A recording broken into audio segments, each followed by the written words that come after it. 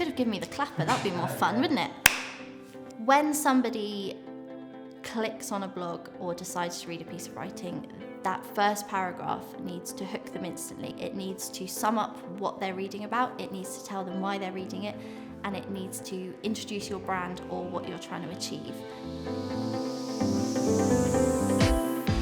I've been a freelancer for 4 years, coming up to 5 years now. Freelancing gives me the freedom to be creative and work with a number of different businesses, helping them find the right tone of voice, share their story and their message with their audience, and lets me work from wherever, whenever.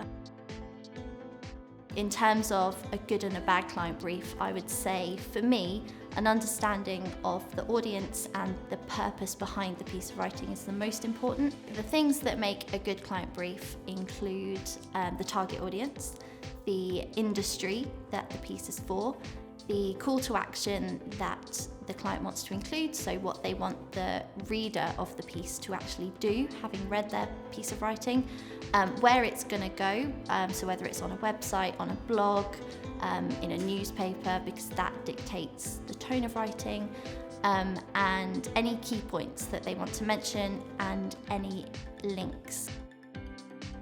Some SEO considerations to take into account before sending over a brief include your competitors and some of the ways that they are approaching the content that you're trying to share. Keywords, the keywords that you want to include are so important to send over.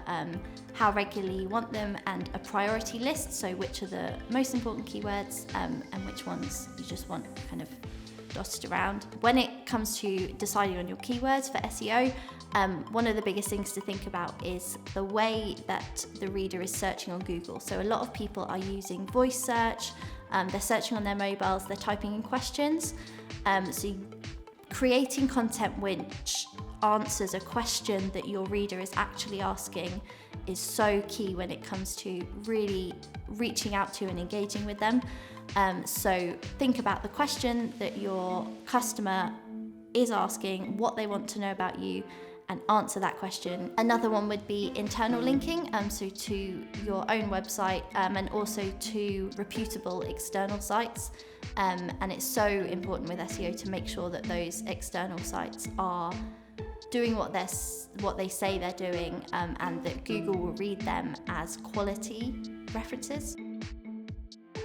When I first speak to or liaise with a client, the main question I always ask them is who their audience is. Until they know who their audience is, I can't create a really good piece of writing for them, because the age, the demographic, and the status of the audience and the reader is what will tell me how I should convey the message. When I receive a client brief, I always ask for tone of voice or brand guidelines. Alternatively, if a client doesn't have that, a link to some existing content that they've already written is also really useful. So that might be social media, blogs they've already done, or even their website itself. That allows me to put myself in the shoes of the brand and really take on and continue writing in the same style that they've already established. It's really important for a business or a brand to have a tone of voice because it allows for consistency across every platform. So whether it be your website, your social media channels, your blog, any PR or news stories you put out, creating consistency in the way that you speak to your audience is what is going to create that customer journey.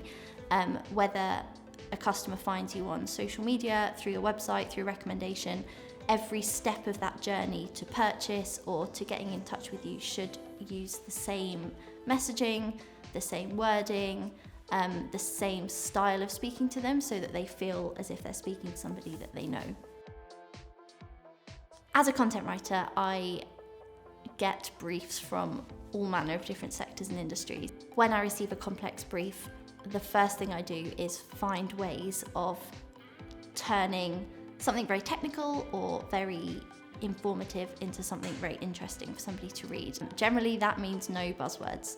So it means taking away the industry jargon and terminology and explaining it in a way that anybody could read, understand, and find interesting.